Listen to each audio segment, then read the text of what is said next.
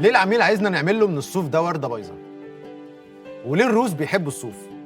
اكيد علشان البرد. طيب ليه الامريكان بيحبوا القديم؟ علشان ما عندهمش تاريخ؟ تفتكر؟ قبل ما نبتدي الحلقه مش محتاج افكرك ان النول الكوبري اتبنى الاول وبعدين بنوا المصنع فوقيه.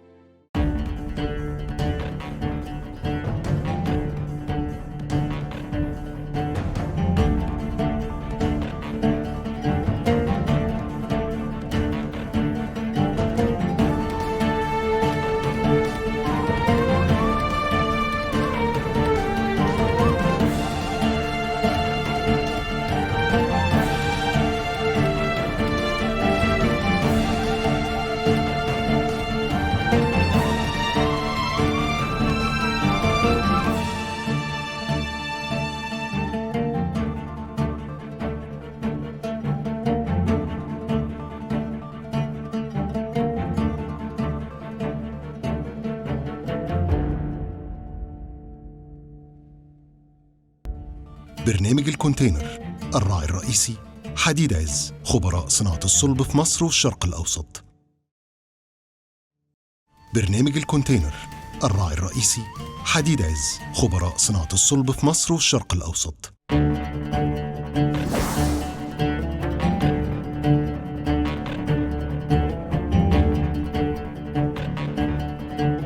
مصنع عبد مصطفى للسجاد اليدوي مدرسة، مش مجرد مصنع. المصنع بيطلع منه سجاد بيشهد بجماله وجودته الخواجة قبل المصري. القصة ابتدت لما طفل صغير اختار انه يدرس حاجة نادرة. تعالوا نسمع القصة من البداية. عم مصطفى، ازي حضرتك؟ انا مبسوط جدا انا معاك. وفي البداية عايز حضرتك تكلمنا عن بداية المصنع. أنا الوالد مواليد 1928، اتعلم المهنة دي أو المدرسة ابتدائي في طنطا.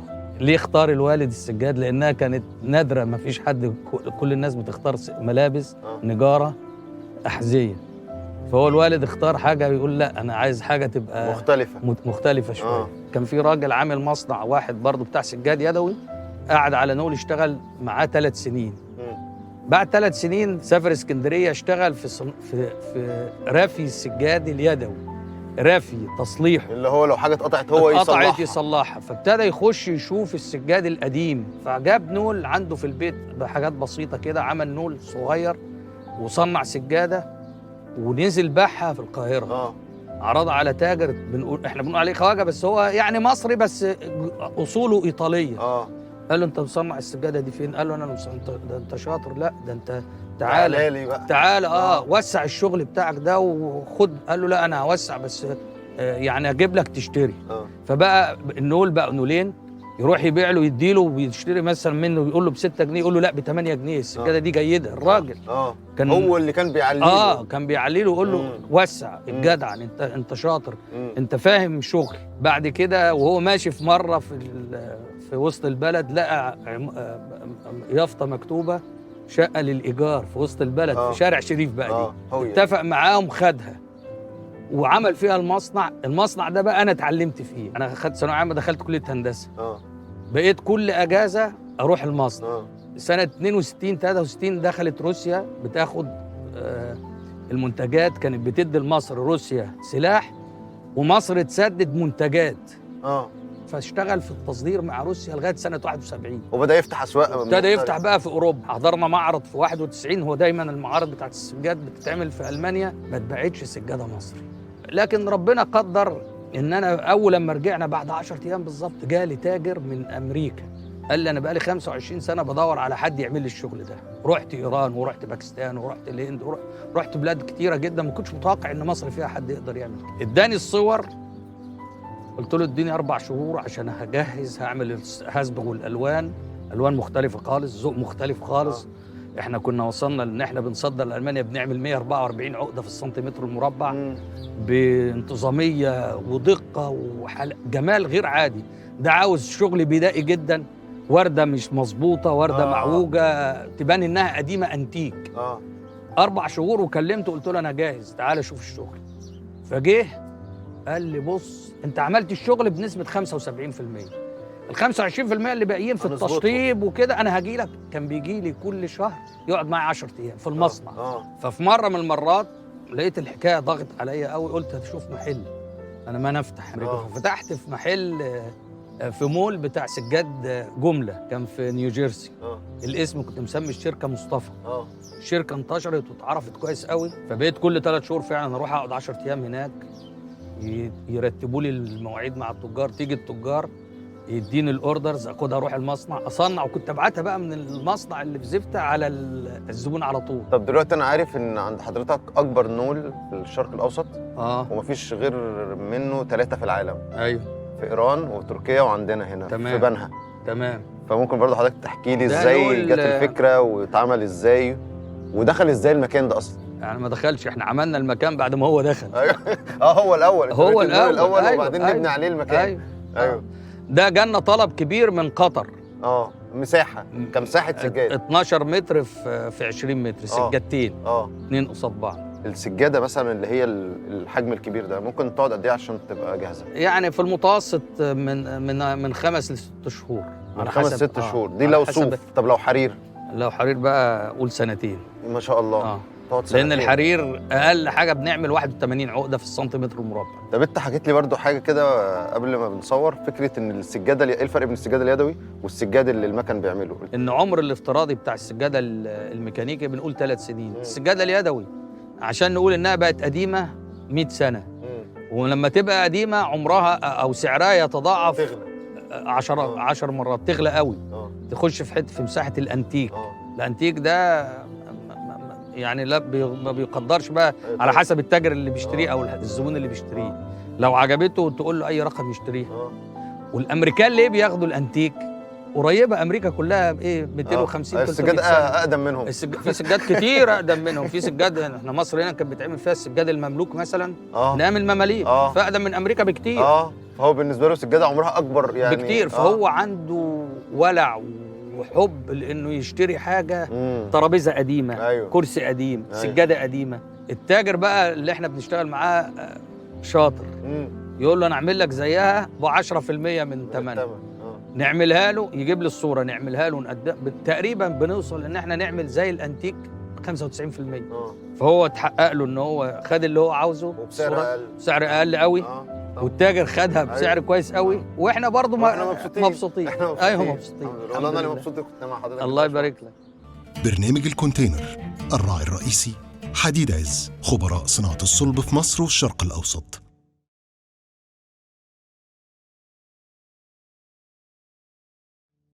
برنامج الكونتينر، الراعي الرئيسي حديد عز، خبراء صناعة الصلب في مصر والشرق الأوسط.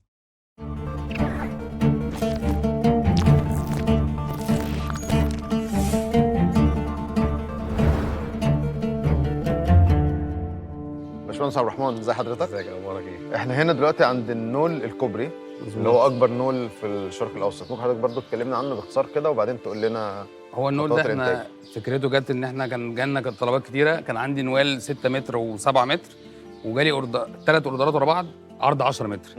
فاضطرينا ان احنا نبني له المكان ده الاول، وسميناه كوبري. ليه؟ ان احنا استخدمنا المعدات بتاعته ان هو وزنه فيه فوق ال 15 ل 20 طن. كان بيجي الونش اللي بيستخدموه في الوناش ويرفع القمر والحاجات دي، فعشان كده جت فكره الكوبري. ده نول عرضه 10 متر بيجيب لغايه طول 18 متر. اوكي. طيب ممكن حضرتك تقول لنا برضو خطوات الانتاج بقى بتاعت السجاده كده بالراحه؟ خطوات الانتاج بتيجي من اول ما بيجي لي الكاستم اوردر، مواصفات السجاده، نوعها ايه، تفويتها ايه، كل التفاصيل اللي هو عايزها ناخدها نحولها، بيجي لي بالديزاين، ناخدها نعملها ريسكيل ونديها للرسام. الرسام يديها للبرودكشن اللي يبتدي بقى ندخل مرحله الصباغه. ناخد الخامه من اول الابيض، الخامه من اول ما يبقى ابيض كده لغايه ما يبقى كل الالوان بتاعتنا. اوكي. وبقى مواصفات الخامه برضو، صوف نيوزيلندي ولا صوف بلدي ولا حرير ولا ده، بتبقى موجوده في الاوردر نفسه. يبتدي بعد كده ينزل على النول يسدي السجاده اللي هو مثلا الاوردر مثلا لو في امريكا بنشتغل بالقدم 10 في 14، يعني مثلا 3 متر وربع بنسديه على النول لغايه في 4 ونص. وانت ممكن بقى انت تتحكم من العرض والطول زي ما انت عاوز، صح؟ يعني انت أنا العرض بتاعي بياخد كده 10 متر وكده 16 من 17 ل 18 متر. ف 1 بيس 1 بيس 180 متر ده مش هتلاقيه في اي حته. طبعا بتاخد وقت طبعا، وعلى حسب برضو العقده. يعني احنا عندنا مواصفات بقى من عندك من صوف اللي هو الحاجات بتاعت امريكا اللي بتصدر بتبقى عقده واسعه شويه. بعد كده يجي الشغل بتاع الكلاسيكي اللي هو بتاع الحاجات اللي موجوده في مصر اللي احنا بنحبها بتاعتنا، الكاشانات وسره وزاويه حاجه. دي عقده اخف شويه. لا دي اعلى أتقل؟ شويه. اعلى بتبقى 49 عقده و64 عقده و81 عقده. واحنا بنبتدي من 49، ما بنبتديش في السوق بنبتدي من 25 و30. انا ببتدي من 49 وانت طالع اوكي لغايه 144 عقده في السنتي مربع. بنوصف الكلام ده 144 ده اللي هو الحرير ولا ممكن الحرير. الحرير ده اعلى حاجه. الحرير ده اعلى حاجه وبياخد وقت اطول ليه علشان الحرير هاي ريزوليوشن. فانت بياخد صغيره فبياخد مجهود اكتر. لا هي كلهم في الاخر كديزاين ورسم هم كلهم بيتعملوا على رسم الرسم لا انا قصدي العقده بتاخد مساحه صغيره من السجاده. يعني 10 عقد في السنتي مربع. أيوه. غير 5 عقد في السنتي مربع غير 3 عقد في السنتي مربع. أيوه. فبتاخد وقت اطول وبتاخد خامه اكتر. طب انت كنت بتقول لي حاجه مهمه ليها علاقه بالسجاد. احنا دايما لما حد بيجي يعمل بيته بيعمل كل حاجه ويجيب الفرش ويجيب كل العفش وكل حاجه وبعدين يفكر بقى لما يبقى معاه فلوس يبقى يجيب السجاده. مزبوط. فانت عندك نصيحه لازم الناس يبقى عارفينها. كانتيريور وايز بقى المفروض ان انت تطلع من الاول لو معاك مهندس ديكور بيعمل لك مود بورد. المود بورد دي بيبقى فيها لون الرخام، لون الحيطه، لون الستاير، لون الفرش، الكنبه شكلها مواصفاتها ايه. وبنيجي لو مع مهندس الديكور بنشتغل مع مهندسين الديكور ان احنا بنفرش بقى السجاده مقاسها لازم يبقى مقاسها مظبوط عشان تحس ان السيت اب مظبوط. ونطلع منه الوان السجاده وياخد منه الوان الحيطان والحاجه دي ونحطها كلها في السجاده زي مثلا السجاده زي دي. يعني احنا هنا دي لما جينا عملناها بنعمل الكلام ده عملنا سامبل اللي هي الابروفد اللي هي زي الموجوده دي. عملنا كذا دي الالوان دي المستخدمه في السجاده دي. ايوه الكاستمر بعت لي القماش ده من امريكا بقى، فبيبعت لي القماش وبيبعت لي صوره الكنبه وصوره السيت اب والبلان بتاع المكان، فناخده نفرشه وهو الديزاينر عايز المقاس ده عشان هو حاجه في دماغه. ايوه الابروف دي نيجي نشغلها، فبيبقى عملنا لكل حبل لكل تشين او حبل الوان لكل سجاده. ايوه من هنا بقى يبتدي بقى خلاص ده زي شهاده ميلاد السجاده. السجاده دي خلاص معروفه بكود برقم بكل حاجه يفضل عندي بقى لغايه عايز ترجع له الارشيف بعد 20 سنه تفضل موجود عندي. وانت قلت لي كمان السجاده هي اللي لازم نبقى مهتمين بيها والوانها اكتر لان هي اللي هتعيش اكتر من الفرش يعني لو انت لو بتتكلم ان احنا هاند ميد فهي حاجه فاليو، فانت المفروض انت بتحوش فيها. فانت بتعمل السجاده الديزاين اللي يعجبك، مثلا زي حاجه زي كده انت عجبتك السجاده والوانها موجوده دي تليق عليها كذا لون فانت شغاله معاها كذا حاجه. تغير الفرش بعد 10 سنين هتغير لك السجاده تعيش معاك 100 سنه. دلوقتي البيانات بتاعت المصنع ممكن حضرتك تقول لنا عليها؟ بيانات المصنع عندنا يعني عندي كذا مصنع في كذا مكان عشان دايما بروح للاماكن اللي فيها القرى عشان يبقى العماله قريب من بيوتهم. انا اللي بروح للعماله عشان يبقى جنب البيت. يعني عندي هنا في حوالي من 350 ل 400، وفي المصنع الثاني حوالي برضو 300 واحد، وفي مصنع تاني فيه حوالي 160 ما شاء الله. يعني والانتاجيه تقدر تقول لي قد ايه مثلا في السنه؟ في السنه على حسب برضو الطلب على حسب البرودكشن ايه اللي انت عايزه. لو من الشغل الحرير والكلام ده بيبقى انتاجه مثلا 5000 في السنه متر في السنه. من الشغل اللي هو التصدير ده ممكن نعمل مثلا من 15 ل 20000 متر منه ويزيد ويقل على حسب برضو. انا بقول لك البرودكشن. طيب الشهادات اللي انتوا حاصلين عليها؟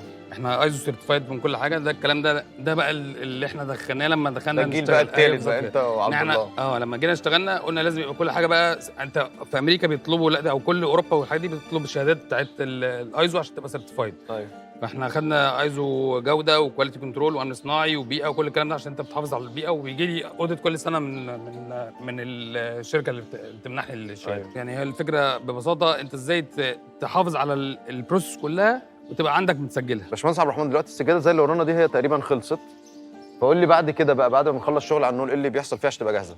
ده كده اول مرحله اللي هي البرودكشن خلصت، فبناخدها نبتدي نروح بقى للتجهيز مرحله الفينشنج بروسيس.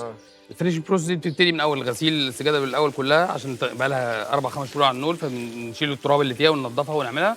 وبعدين تخش مرحله القص اول وش، وبعدين تطلع تتغسل على التكنيك اللي هو عايزها بيه. ما احنا عشان نعمل انتيك ووش في تقدمها شويه. في حوالي 100 طريقه للغسيل، بكل طريقه بتبقى موجوده برضو على الاتفاق اللي احنا متفقين فيها في الكاستمر اوردر.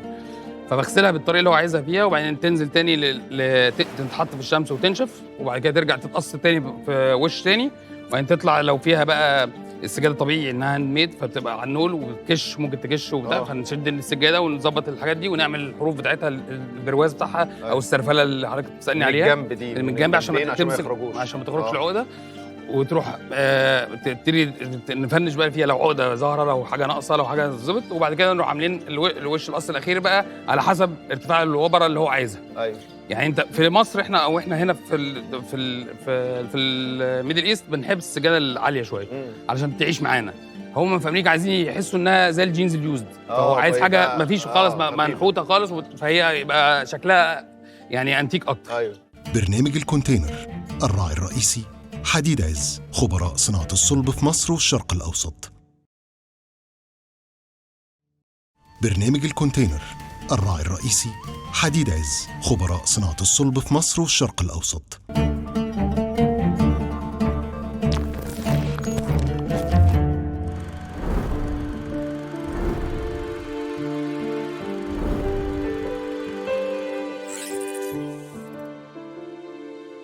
عم صبحي مش بس اقدم عامل، ده كمان اقدم رسام سجاد، وللاسف ما بقاش فيه فنانين زيه كتير.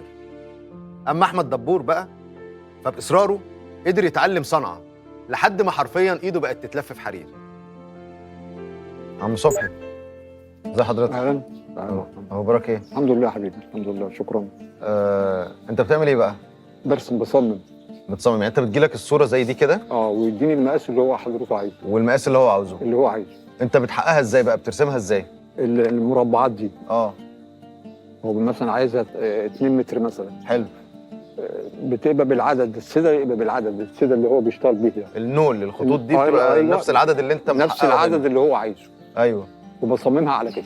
وانت بترسم بالظبط بالسكيل بتاع بالملي. بالملي. انت بقالك كام سنه في المصنع؟ بقالي كتير، بقالي كتير ما شاء الله. كتير، حبه حلوين. بقالي كتير. طب في حد تاني صغير بتعلمه الرسم لا ده؟ لا طب ليه يا عم صبحي كده؟ لا. انا عايزين الحاجات دي نحافظ عليها. لا مفيش حد النهارده بجد؟ لا مفيش حد بيفهم. كله عاوز الحاجات الجاهزه. عايزه جاهز. مستعجلين. مستعجلين. انت فنان المصنع. خلي بالك انا معيش شهاده ولا معيش حاجه. انا واخدها هوايه، محدش علمها لي. بس ما شاء الله. بس انت يعني مدرسه الحمد لله، وعلمتني حاجه فعلا. متشكرين جدا. لازم نبقى عندنا صبر شويه، ولازم الصبر اهم شيء. مش كل حاجه لازم تبقى سريعه. لا لا لا لا لا لا, لا.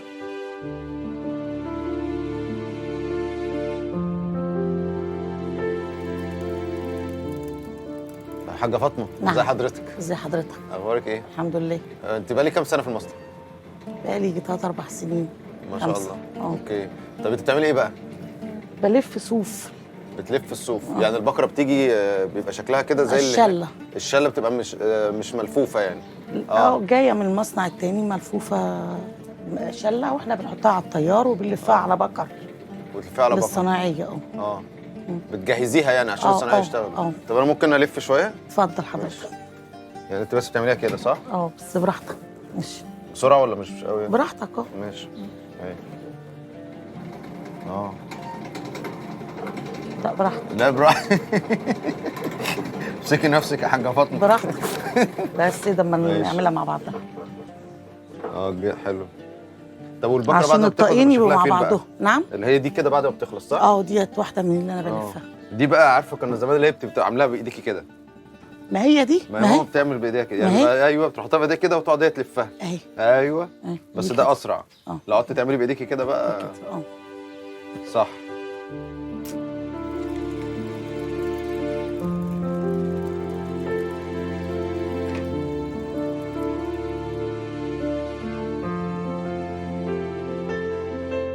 ازيك؟ اسمك ايه؟ احمد.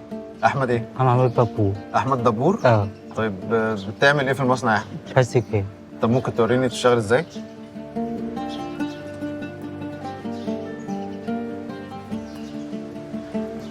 برافو. بقالك كام سنة هنا؟ بقالي. بقالك كتير؟ قد ايه يعني تعرف؟ مش عارف؟ ماشي.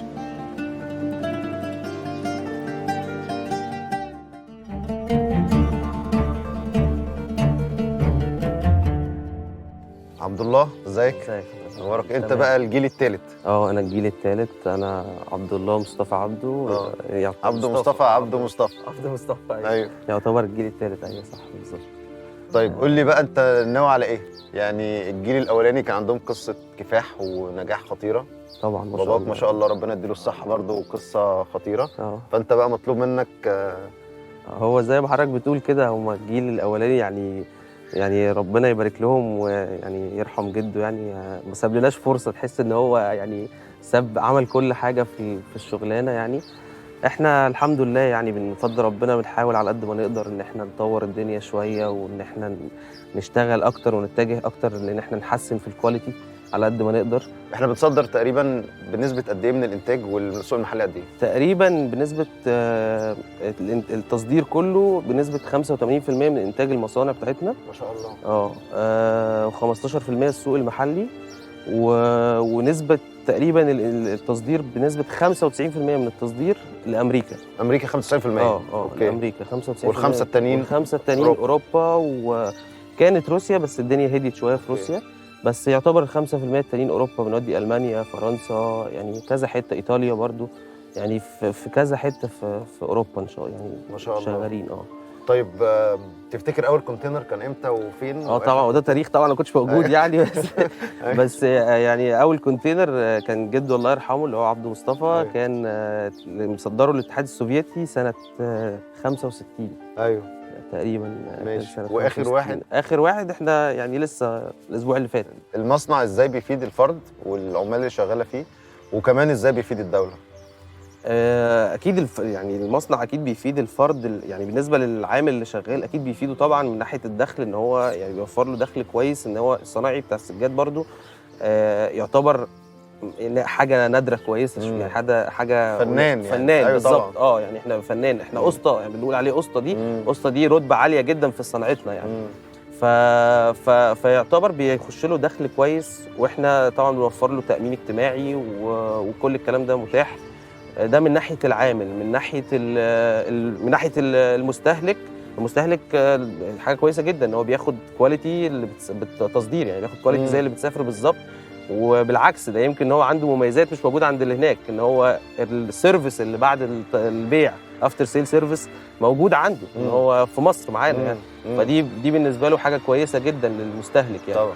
بالنسبه للدوله اكيد دي حاجه كويسه ان احنا بنصدر، فبندخل دخل دولار يعني. طبعا. دخل برضه الدولار مهم للدوله. من السبعينات ايام الاتحاد السوفيتي والمانيا الغربيه، الحاج عبده مصطفى بدأ بأول كونتينر، وقدر يصدر لهم السجاد اليدوي اللي متصنع بفن وحرفنة المصريين، وجيل ورا جيل لسه مكملين تصدير للأسواق العالمية. سجاد يدوي مصنوع بأيادي مصرية، وعليه أحلى جملة: صنع في مصر.